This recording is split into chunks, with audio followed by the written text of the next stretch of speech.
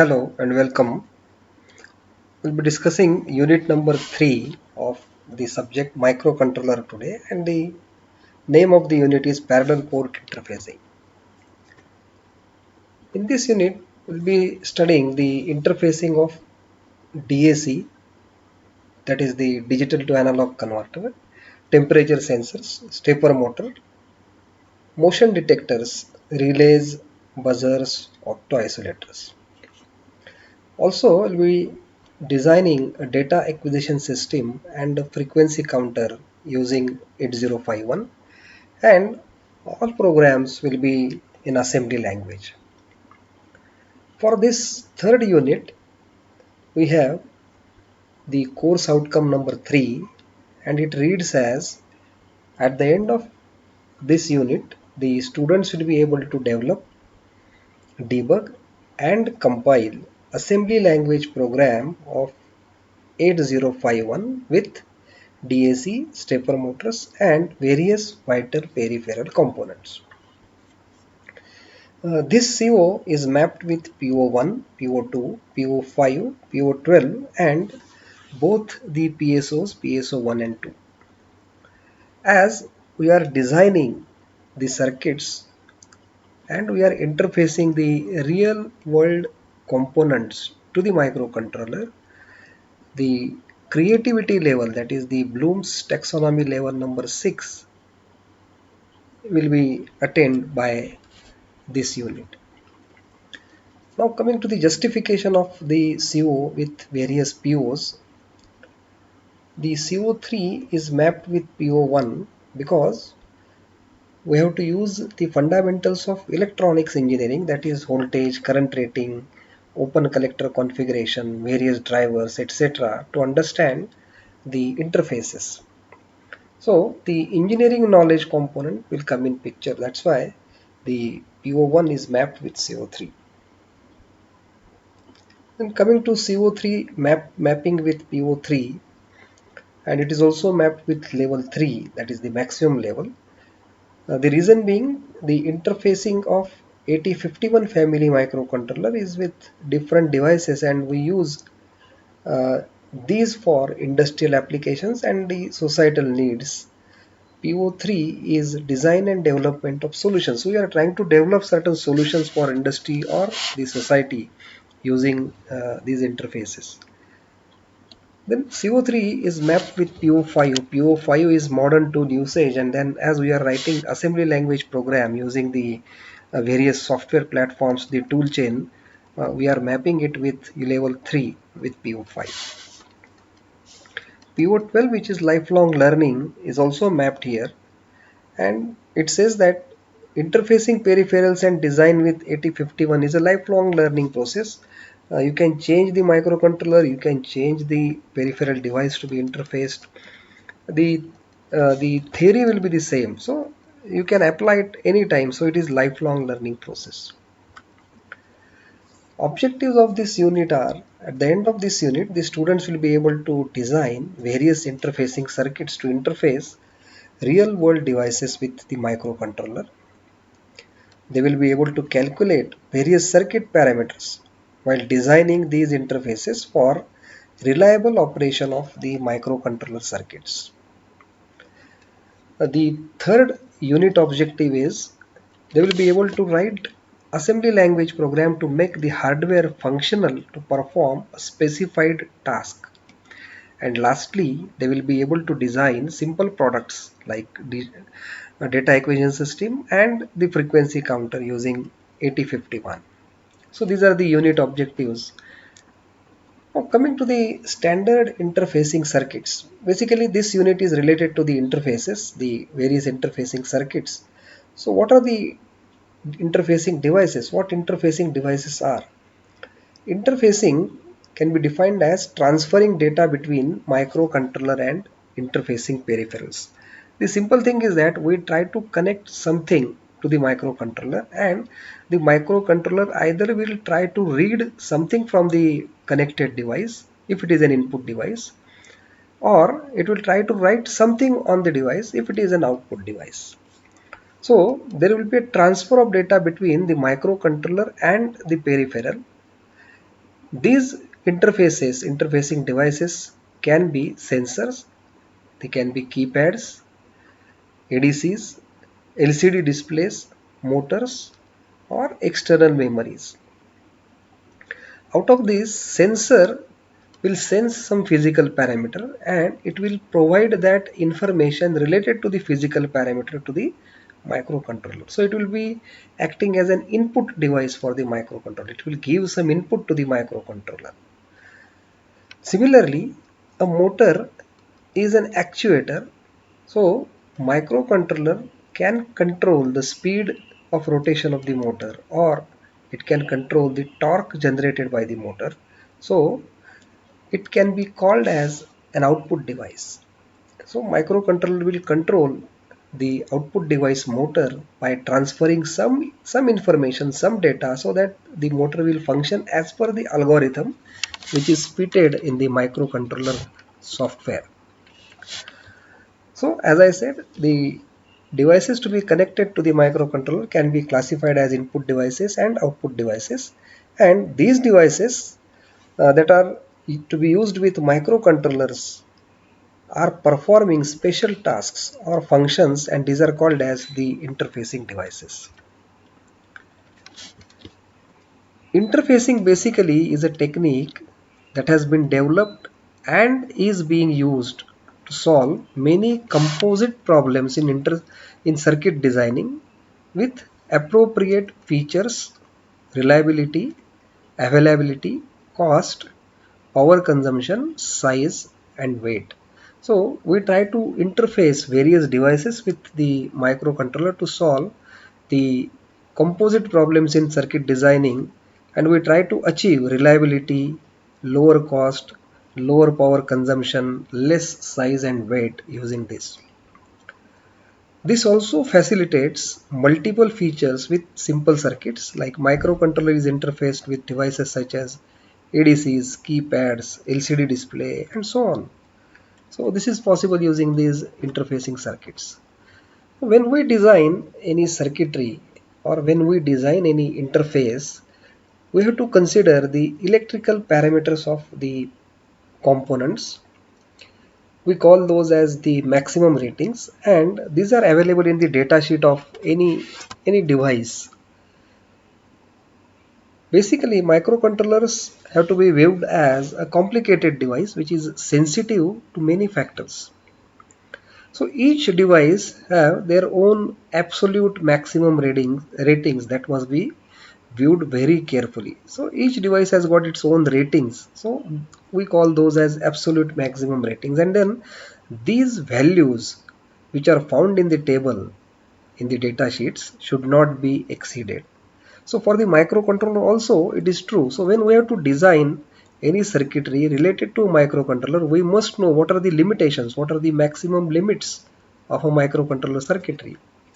So what are the maximum limits? What are the main parameters? First is the operating temperature. Usually the operating temperature range for a microcontroller is minus 40 degrees centigrade to 130 degrees centigrade. Of course, this differs from the vendors. Different vendors have different microcontroller versions, and those versions have different temperature uh, ranges. Usually different temperature versions are available from different vendors, and then thermal resistance should be taken into consideration in order to avoid the problems of overheating, because microcontrollers are usually not protected against overheating. You cannot connect a heatsink to cool the microcontroller if it gets heated. The second important parameter is the maximum operating voltage. So how much amount of voltage you can connect to the microcontroller, that is also a rating.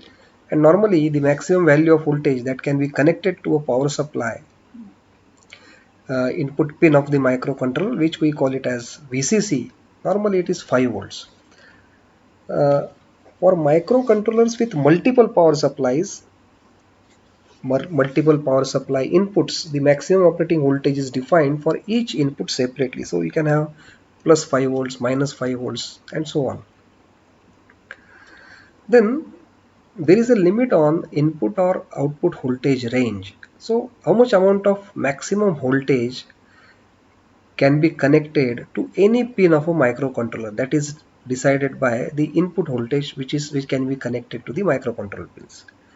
The value is usually limited by the actual power supply value, that is the VCC value, and it may stay within some limits. For example, it can be minus zero point 0.5 volts to VCC plus zero point 0.5 volts. This is one example. It cannot be true for all, but this is an example. The input-output voltage range can be extended when the clamp current parameter is used properly. Now, what is this clamp current parameter? So coming to the clamp current, the maximum current that the input can sink or the output can source without any damage.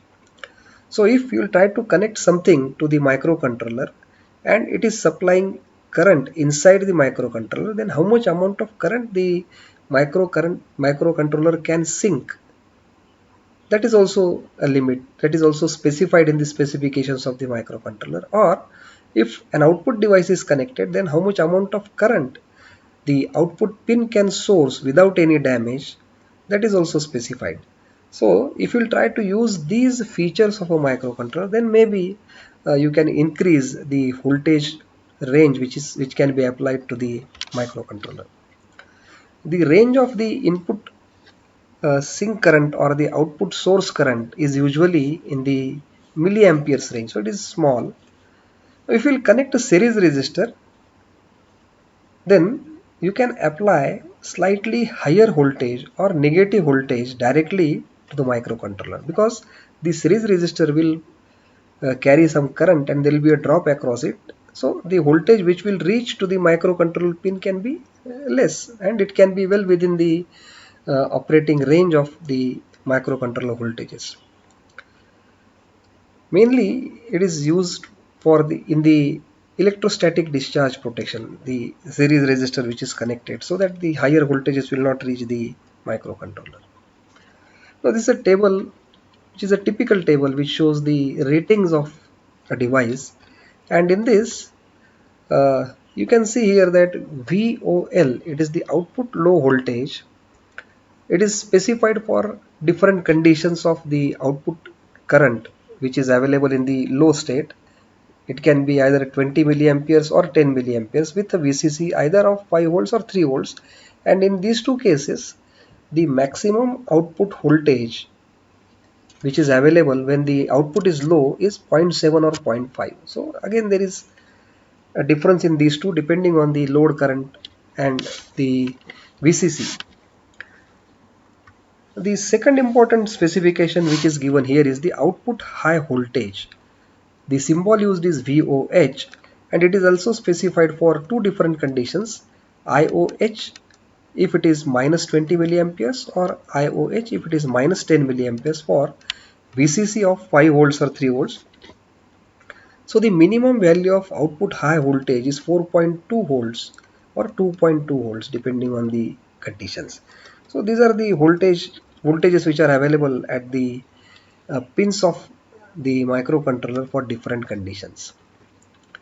Now coming to some standard circuits.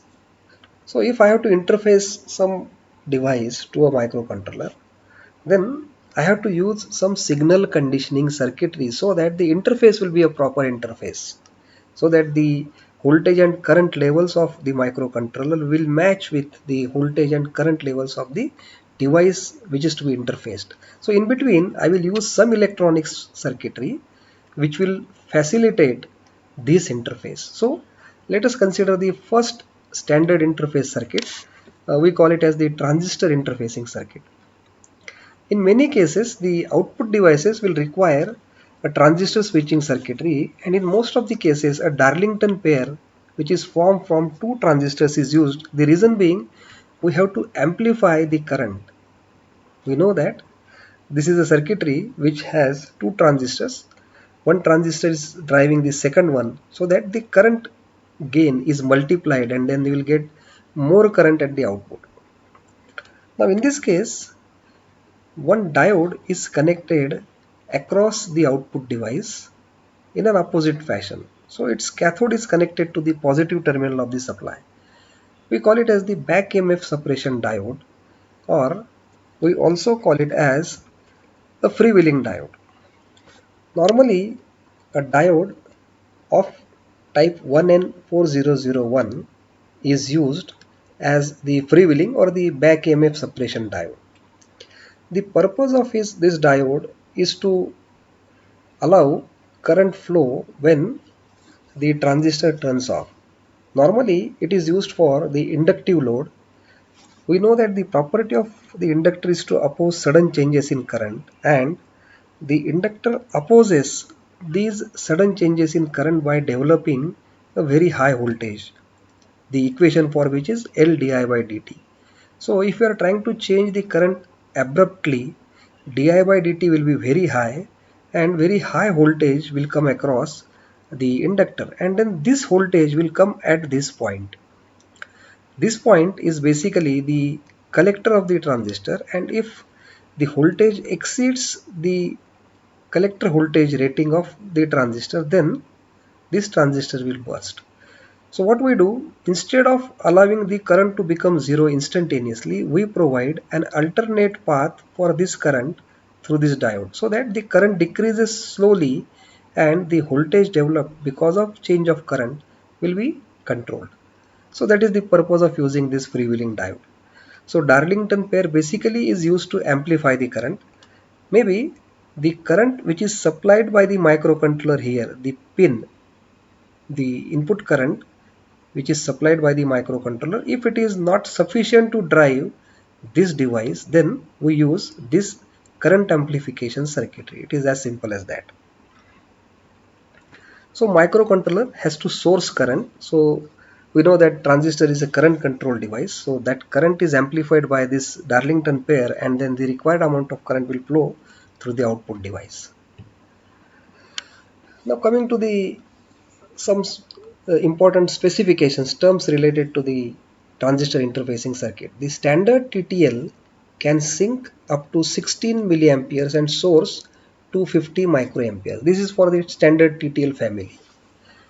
The LS logic family, low power Schottky logic family, can sink 8 milliamperes of current and it can source 100 microamperes. Standard TTL is providing more current, whereas the low power Schottky logic family is providing less amount of current. Whereas the 8051 port pin can sink 1.6 milliamperes for port 1, 2, 3 and 3.2 milliamperes for port 0, and it can source 60 microamperes of current. So these are the limits of the 8051 port pins for sinking and sourcing of the current. Therefore, if you have to drive significant amount of current, then you will have to have some arrangement which will amplify, which will boost this current. So in many cases, if the drive capacity, the drive current required is more, you can see that the sinking capacity is more, 1.6 milliamperes as compared to 60 microamperes. So if you have to drive large current, then we normally use the circuit in the current sinking fashion. So we use it in the sinking mode. This is another interface circuitry. A special transistor is used in this case, which is BCX38B, and the advantage of this is that it can be able to switch currents up to 800 milliamperes. So a single transistor, instead of using a Darlington pair, is capable of providing almost the same amount of current here in this case. So the microcontroller will provide current here. So if the microcontroller output pin is 1, it will provide current here, maybe 60 microamperes, and then it will drive this transistor, and then this transistor can provide 800 milliamperes of current. And if 800 milliamperes are sufficient for this device to operate, then I think your interface is okay. Instead of using one transistor, we can use an IC also. The IC is ULN2003. So 60 microamperes of current can be converted to 800 milliamperes using this interface. When I said I can use an IC, if I have to drive more output device, instead of one, if I have to drive say 4 output devices, then I will require those many number of transistors. Separate transistors will be required. So in that case, to save space and the component count, which will also add up to the cost, I can use a simple component, a single IC. The IC number is ULN2003, which is a Darlington driver IC. It is basically a 16-pin IC which contains 7 Darlington transistors, which are very similar in value, current value, to that of the transistor which was used in the previous circuitry, BCX38B. One more advantage of this chip is that it also contains the internal back EMF suppression diodes, that is the feedback diodes. So the externally connected 1N4001 diodes are not required. So the count is again minimized. We don't require any externally connected diodes in this case. So those diodes are internal to the IC. So that is one more advantage of this. So this is a simple circuit diagram for this. So the IC ULN2003, which has 7 Darlington pairs, and in this case 2 of those are used, and those are used to drive 2 motors. So the positive supply is connected to one end of the motor and the second end is connected to the output pin of the ULN2003. So each pair of this ULN2003 is rated for 50 volts. You can apply 50 volts and it can carry 500 milliamperes of current. The input pin of this 2003 can be triggered by the microcontroller, as the microcontroller is generating plus 5 volts, and then all 7 output pins can be connected together. You can cascade this. You can connect all these pins and you can connect only one device which requires 7 into 500 milliamperes of current, that is 3.5 amperes. So you can drive a load which requires 3.5 amperes of current by connecting all these Darlington pairs together.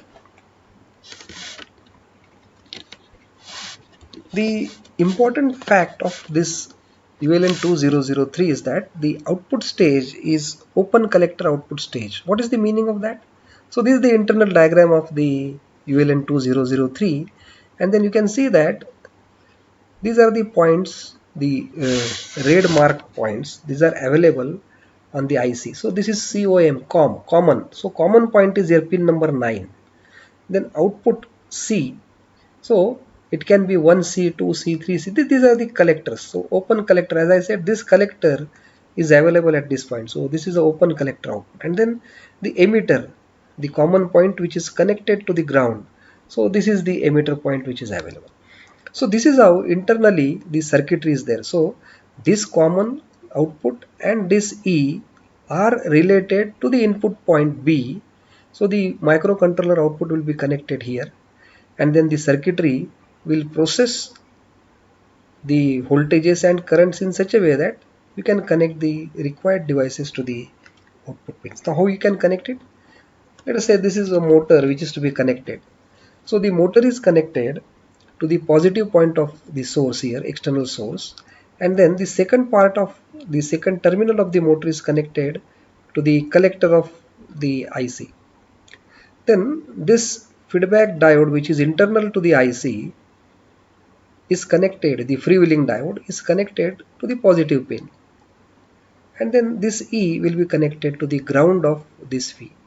So this is how the uh, external device can be connected to the IC. So if I have to drive, I have to drive a load which requires more current, I can connect these two outputs in such a way that these two are sinking the current. So this is a source, this is a load, a motor, and the current is divided into two parts, and these are carried by two Darlington pairs. So the Darlington driver IC is identical to ULN2003. This is 2803 IC, and the only difference in the 2003 and 2803 is uh, 2003 is having 7 Darlington pairs, whereas 2803 is having 8 Darlington pairs. Now if it is necessary to pass relatively higher currents through a device, it can be used in pairs. So useful to pair up drivers is this scheme which can be used. Now these were the basic circuits. Now let us come to a practical circuitry. Standard circuits. Let us consider the relay interfacing circuits. Now what is a relay? Relay is very similar to a switch, a control switch. Now there are two types of relays which are available. The relays which are seen here are the electromechanical relays. So there are mechanical contacts inside, and these contacts are energized by using or operated using electrical connection. So electrical supply is given, and then these contacts will either turn on or turn off. So these are variety of relays, relay cards. So in the last case here, there are four relays which are connected on this card. So this is a 4 relay module which is available. Now this is a simple relay, glass cartridge type of relay. So internally you can see that the mechanical parts are seen here. In this, these are not visible, but these are the connections which are available. And on this it is written that it is a 12 volt DC 1.9 relay. So it is also mentioned that it is 40 amperes 14 volts DC NO contact, 30 amperes 4 volts DC NC contact, and the coil is of 12 volts DC. So these are the specifications which are given on the body of the relay. So these are the relays. Again, coming to the 12 volt relay, see, this is what is written on the relay, body of the relay. These are the specifications of the relay. Now these are the 5 pins which are coming out of the relay. This can be different for different companies. So here the 5 pins are, the first pin is coil 1 coil. This is 2, this is again a coil. So between these two, 1 and 2, there is a coil. So this coil is connected between pin number 1 and pin number 2. Then we have 3 different contacts here. So this is pin number 3, which is the common point here. Pin number 3 is common, and then pin number 4 is normally close contact. So this common and this 4 are connected initially.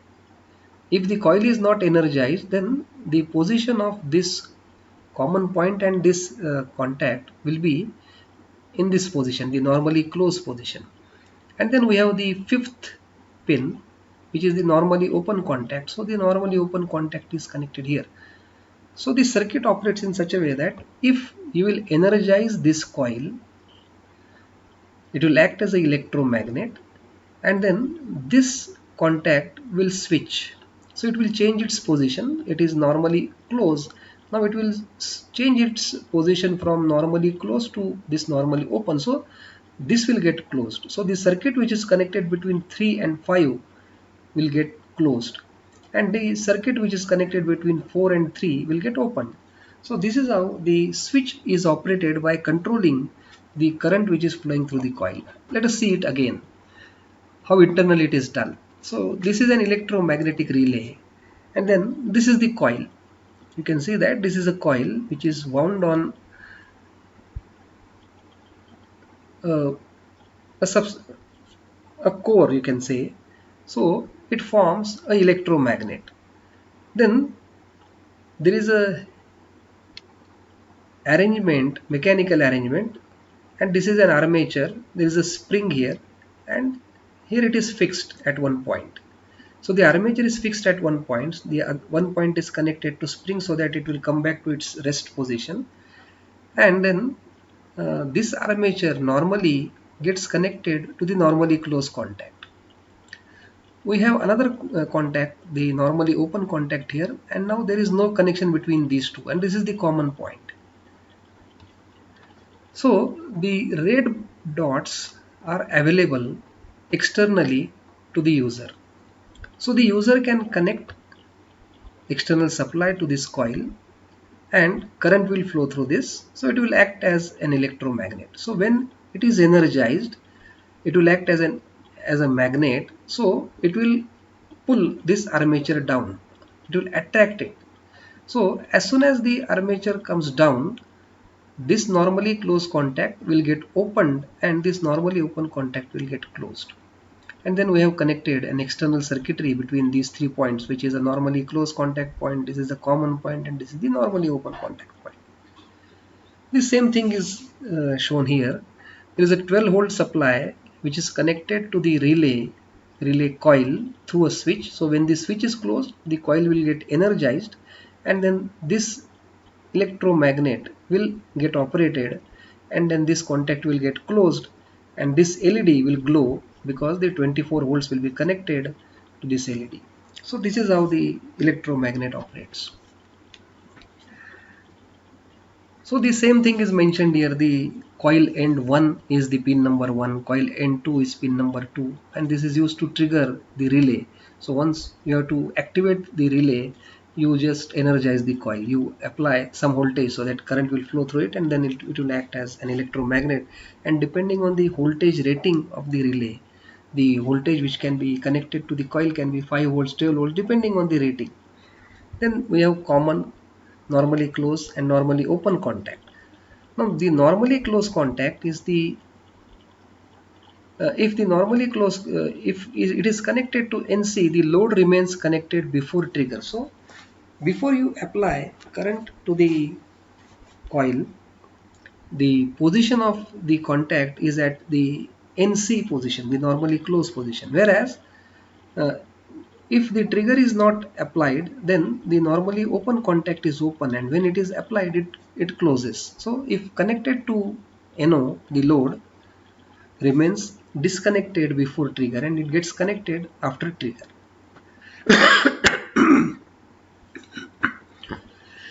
These are the features of a 5 pin 5 volt relay.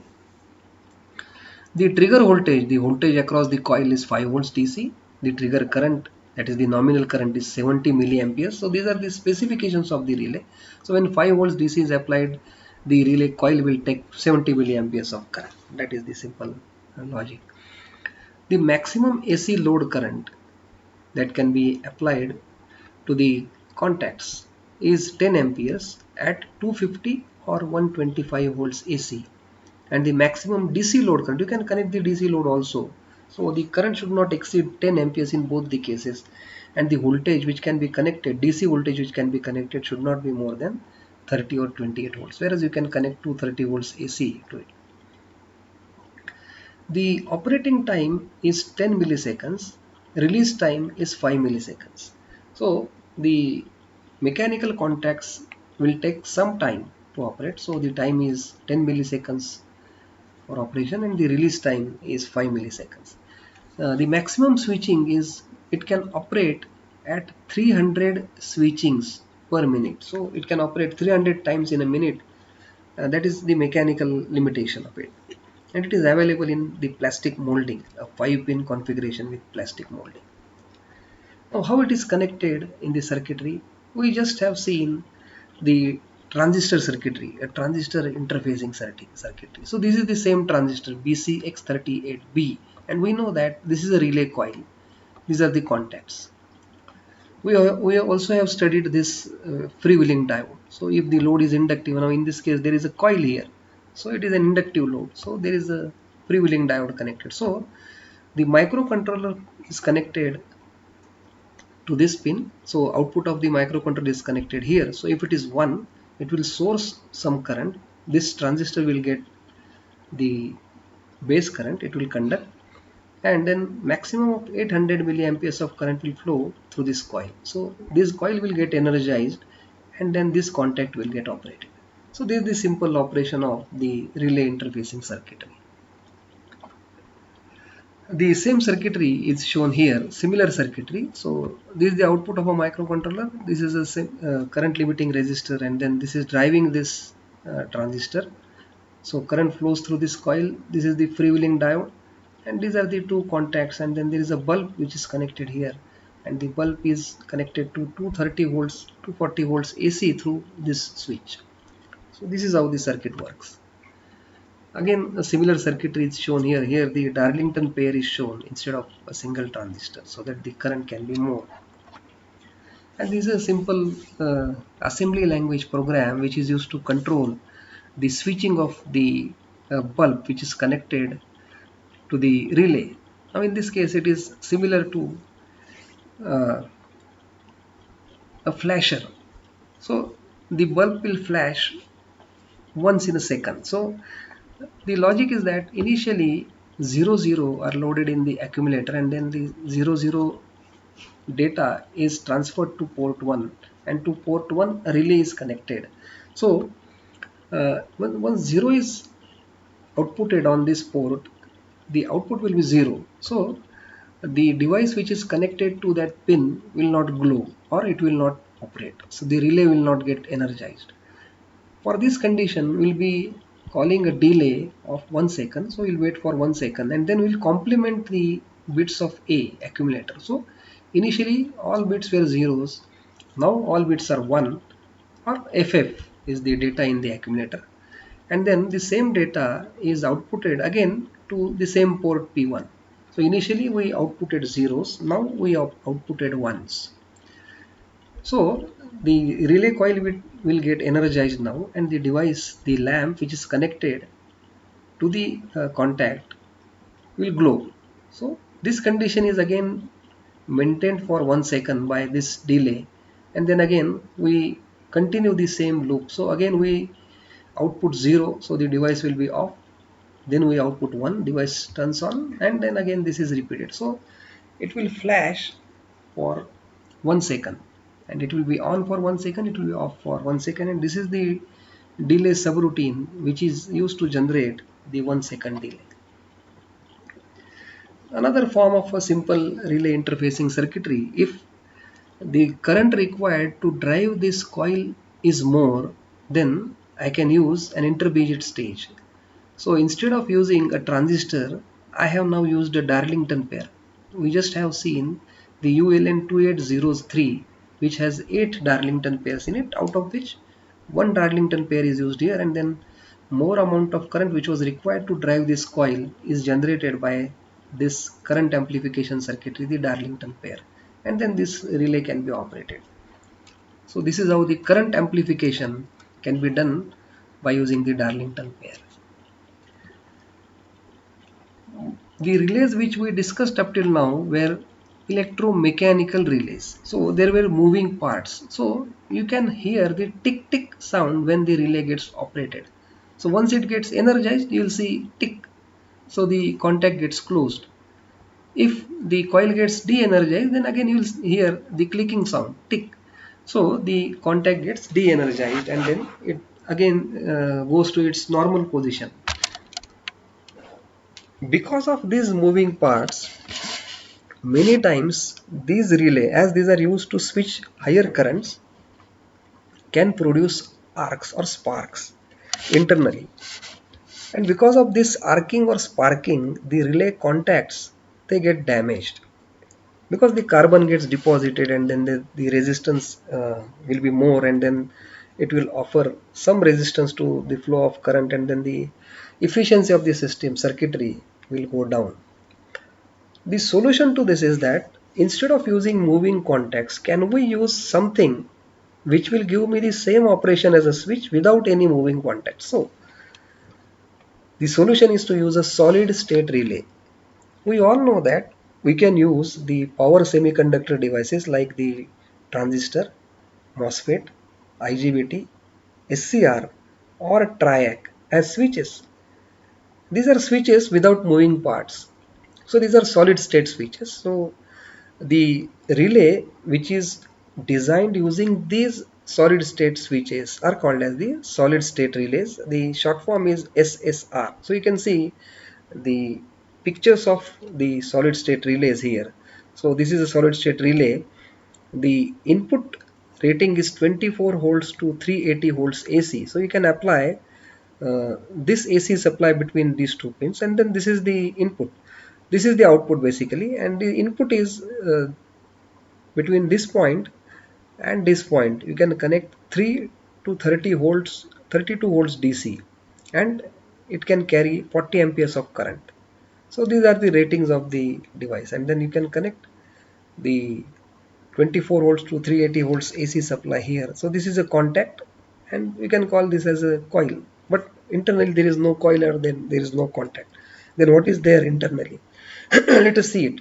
Before that, let us have a comparison of features of the electromagnetic relay and the solid state relay. The main difference is that the electromagnetic relay has got moving parts, so there is always a wear and tear, whereas in this case there are no moving parts. So that is an advantage because of the moving parts, and as it is switching very high currents, arcing or sparking is taking place between the moving parts. Whereas here the moving parts are not there, so that sparking or arcing is not seen. Because of this sparking or arcing, it generates very high electromagnetic interference, and in this case, very low electromagnetic interference is seen. As there are no moving parts, the life in this case for the solid state relay is quite high. It is 50 to 100 times more than the electromagnetic relays. It requires very low control power. Very low input is required to operate this relay, as there is no coil inside. There is a semiconductor device. It requires only 10 to 50 milliwatts of power to operate it. As the solid state devices are used here, the response time is very fast, whereas in this case the mechanical devices are used, so the response time is very poor. As we said in the first case, the relay which we studied, there were 300 switchings per minute in that relay, and then here it can be much more than that. Basic idea is that it is compatible with the digital circuit, so if the input is 0, the relay will not operate. If it is 1, it will operate. And it is anti-vibration and anti-shock type of relay. Whereas this relay is compatible with both AC and DC, this may not be. So what are the drawbacks? The high control power is required here. The limited contact life is there. In this case, in case of the electromechanical relay, electromagnetic relay, you can say you can have more number of contacts in the same relay. So the same coil can drive more number of contacts, whereas in this case there is only one contact. That is the limitation of it. As it has to carry a lot of current, it gets heated. As it is a semiconductor device, it gets heated, and we have to use a heat sink here. So these are the points of difference between the electromagnetic relay and the solid state relay, and this is the circuit diagram for that. So this is the solid state relay. So the input which is generated by a microcontroller is connected to this LED. Now this is a simple LED. So if this is 1, this anode will be high, this is the cathode, and this is the return path. So current will flow through this LED, and this LED will trigger this triac. So it is light activated triac. So the light generated by this LED will trigger this triac, and then it will get closed. So it is similar to the mechanical contact which is used in the electromechanical relay, electromagnetic relay, but in this case it is a solid state switch without moving parts. So it will get closed, and then this circuitry will get completed, and then it will generate a trigger pulse to trigger this main triac. So this is how the solid state relay works. This is another circuitry which is used to drive this fan. The fan requires 120 volts AC, and then the fan is triggered by using this microcontroller through this solid state relay. Advantage of this circuitry is that the ground of the microcontroller circuitry and the ground of this power circuitry, these are two different grounds, and there is no connection, physical connection between these two. So we call this as the galvanic isolation between the control side and the power side. This is how we studied how to interface different devices with the microcontroller. What are the techniques which are used for those? How you can enhance the voltage and current levels of the microcontroller by using some signal conditioning circuit, and how you can use the real life devices to control the peripherals in this. So thank you, and then let us see you in the next lecture with more interfacing devices. Thank you.